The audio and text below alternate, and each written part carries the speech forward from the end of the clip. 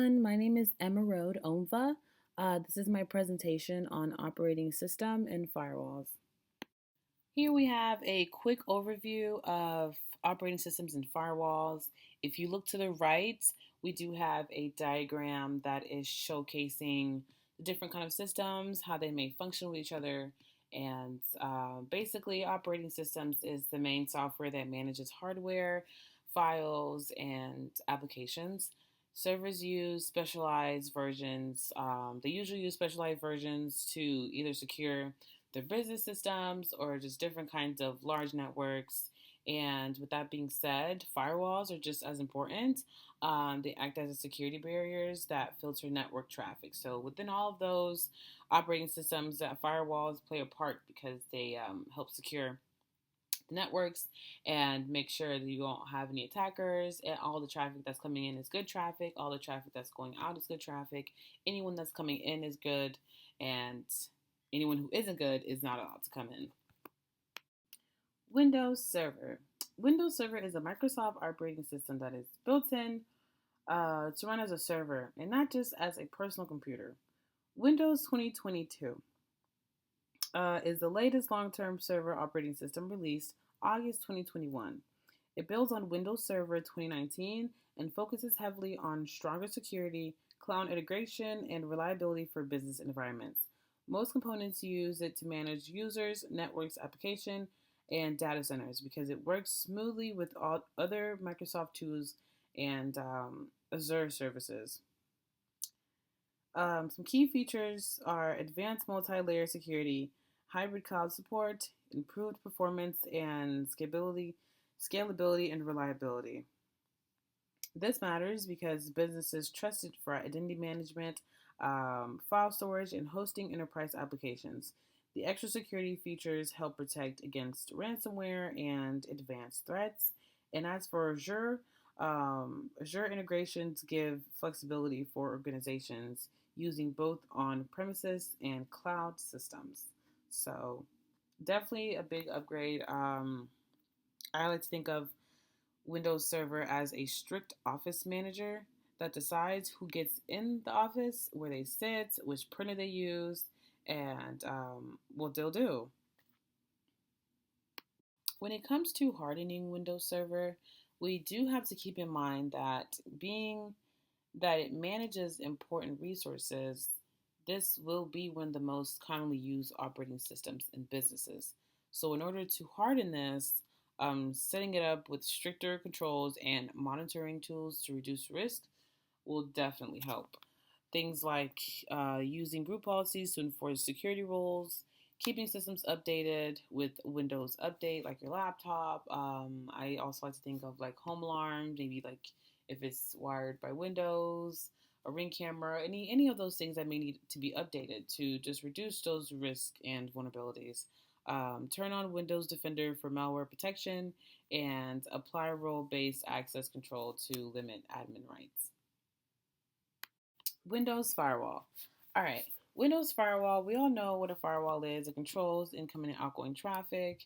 In this case, this firewall will be based on the Windows system's rules. This prevents unauthorized access, allows trusted apps and services, and this really matters because it is the first line of defense when it comes to Windows Server and desktop. So the firewall will always be ready to guard your computer, guard any weird traffic, anything that may hurt or affect your system. The firewall is ready. It's the first line of defense. That's why it's very important. It's why it matters. I always like to think of it as like the nightclub bouncer. It only allows the people that are on the Windows guest list the approved traffic to get into the Windows club. That's a good little memory trick to think of when you may forget one of these. With window firewall hardening, we do have to remember that firewalls are already built into those systems. Um, with this one, you have to create rules that are more specific and better suited for the system's role. A couple things I'd like to look at are creating custom inbound and outbound rules, restricting access by IP address, port, or program, and turning on logging to see blocked connections. even things like pair the IPsec for encrypted communications. This way you're able to customize your system and let it be known what you want inbound, outbound, what you want to come in, um, what is allowed in the system, and just things like that. You can customize how you want your firewall to guard. Ubuntu 2024. Now, when it comes to Ubuntu, I can personally say that I have used this myself, used it in many different classes. Not only is it lightweight, it's free, it's open source, and so many people use it. Um, I really love Ubuntu. I've done so many different kinds of SQLs and ran so many websites on there. Um, it does stand for I am because we are. Comes from a Southern African Bantu language group. As for the Ubuntu 2024, this version runs on the Linux 6.8 kernel, which makes it faster and smoother, especially for systems that need no little to no delay. Um, let's see. When you do use Ubuntu, it runs websites, databases, and it's known for security and stability. On the security side, Ubuntu 2404 adds App Armor 4.0, which gives tighter control over what programs can do, and helps block suspicious activity. This makes the system more reliable and harder to attack. And Ubuntu 2024 came out, I think, April 2024.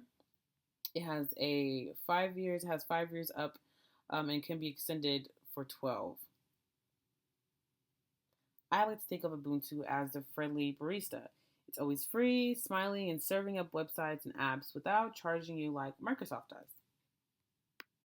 To harden Ubuntu, being that Ubuntu is widely used, it can also be treated as a target. However, hardening Ubuntu means simply using tools that improve its defense without slowing it down, keeping the system updated, enabling automatic security updates, can help using a firewall, secure SSH,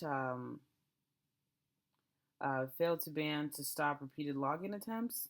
So if someone tries to log in, it usually some systems do where you have 3 attempts, and you can just monitor it, maybe just 1 attempt or 2 attempts, just so you're able to see who is logging in and how many times they've tried.